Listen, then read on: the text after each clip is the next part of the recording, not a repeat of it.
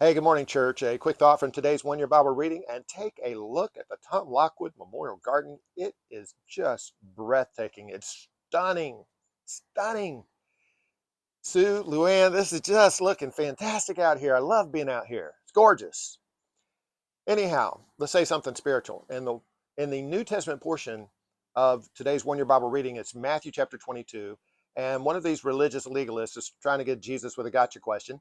And he asks, what's the greatest commandment? And Jesus replies, the greatest commandment is to love the Lord your God with all your heart, your mind, and your strength. There's four of them in one version: heart, mind, soul, and strength. And the second one is like it, very close to it, to love your neighbor as yourself. Now, so that's what I've been thinking about. I've been thinking about, especially that first greatest commandment, to love the Lord your God with all your heart, your mind, your soul, and strength. That's the first commandment. That's the most important thing that we can do. And I'm actually going to preach a sermon on this next Sunday when I start off my Tough Love sermon series. And it's the most important sermon in the series. I've never preached a sermon on that passage. Can you believe it? I've never preached a sermon on the greatest commandment.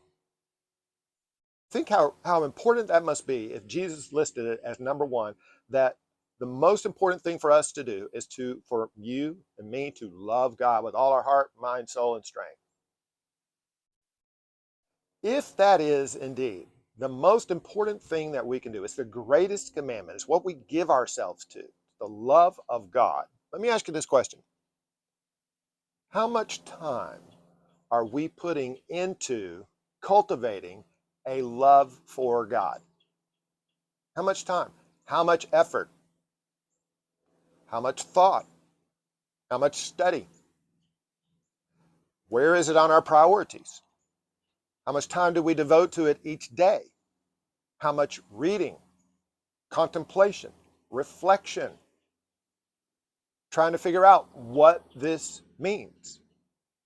I look back at some of the great saints of the past. I look back at their lives, what they've accomplished, what they wrote, and you can just see how much the love of God was paramount in their lives. It was an anchor, it was a core, it was central to them. They loved God with all that they were. And I think, do I do that? Have I even told God that I love him lately?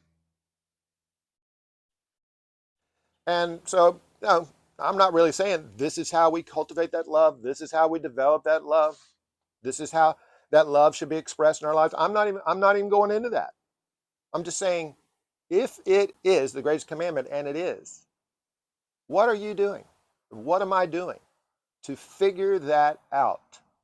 To put all my resources, my intellect, my heart, my soul, my mind, my body into loving God, whatever that means and whatever that looks like.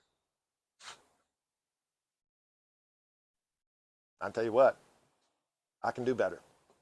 I can do better. Perhaps you can as well.